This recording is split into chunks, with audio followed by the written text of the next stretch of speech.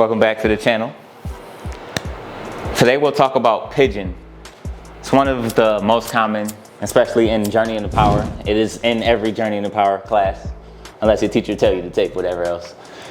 But my opinion, the simplest way to get into Pigeon for alignment purposes is from downward facing dog. So you can bring your knee towards your wrist and cross your ankle to the other side of the mat. So right here we're set up. This might be all somebody has.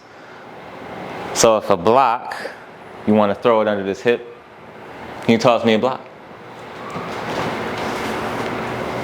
If you have a block, you can put it under your hip to lean into.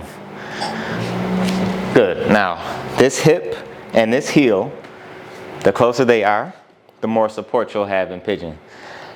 Focus on this knee. Let this knee go out as wide as you can take it so that you can focus on stretching this hip. So for me, I like to look at the back foot and make sure it's lined up to the middle of the mat. This knee is out wide and this hip is close to the ground as I can get it. Now, you can walk forward once you're there and rest on forearms. If this is too easy for your body, feel free to make it a little more intense. You can start to bring this ankle in line with this knee as best as possible. So you have a parallel shin to the top of the mat. Now here, emphasize flexing your foot. If your hip and heel are closer, you can point the toe, it's fine.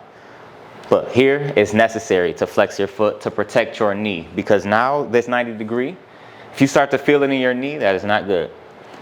One of the quotes that I like to use when I teach anatomy to my students: the best sensations in a knee is no sensation at all. We don't want to feel any sensation in our knee. So here we are, pigeon pose. If you want it to be more intense, I like forearm on the bottom of the foot and gently lean towards the foot. You will feel this shift. You can rest your forehead on the toe mound. My teacher Will from Thailand told me about this one. Great way to be.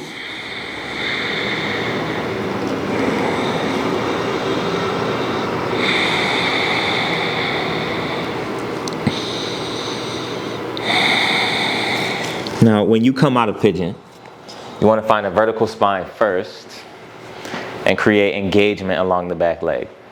Now, you can sweep through downward facing dog.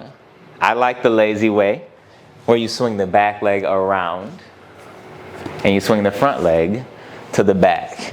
Now, with this way, you need to set it up. So back foot toward the middle of the mat. Left knee out as wide as you can take it. Front foot is closer to the hip or more parallel toward the top of the mat. Take it how you need it. You'll hear me say it 1,000 times. Take it how you need it, because your body is different than everybody else's on planet Earth. Create length in the spine and walk forward of your shin. Some defaults that I see, and I don't know if students just don't listen to the words that come out of my mouth. We do not want to be over here. What is this?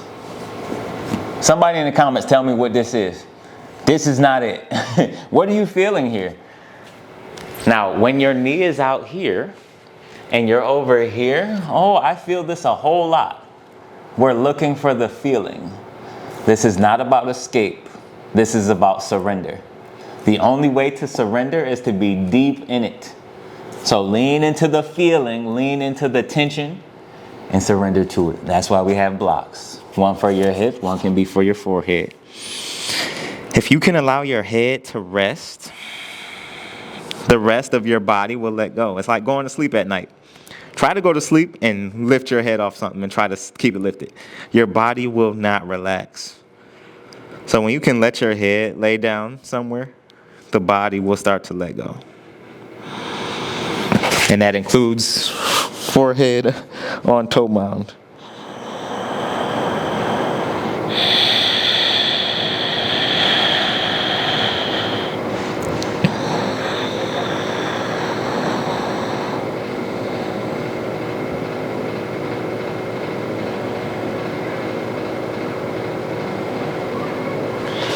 Take your time.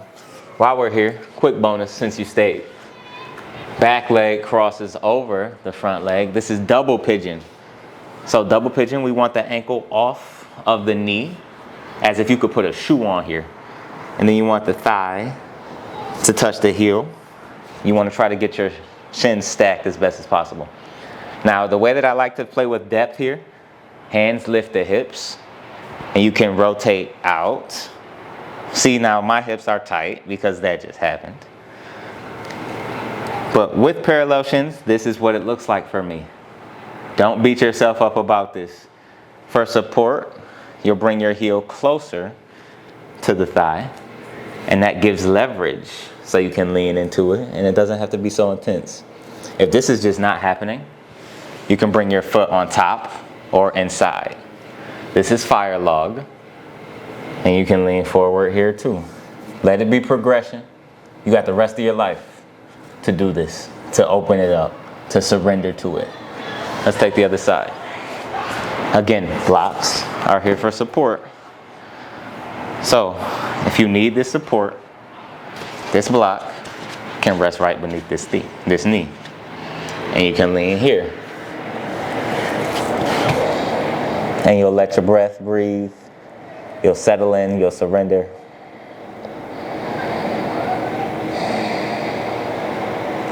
And eventually, you can change the height of the block. And it'll be like nothing changed. And it's about beginning again, leaning into it, accepting it for what it is, and seeing what your body can let go with every breath.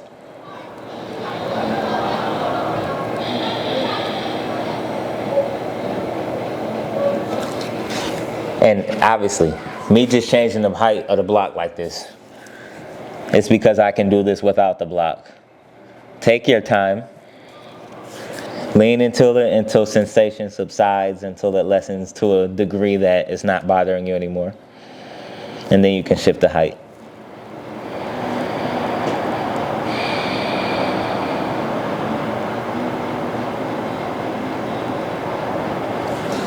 Good, we'll come out of that.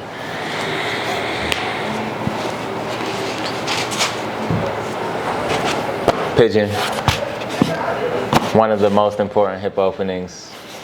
Not the hardest. We can talk about the hardest another time. My opinion. I'll catch you in the next one, TorchedFF. Let me know in the comments what you need, what you want, what you like, what you don't. I'll see you then. Peace and love.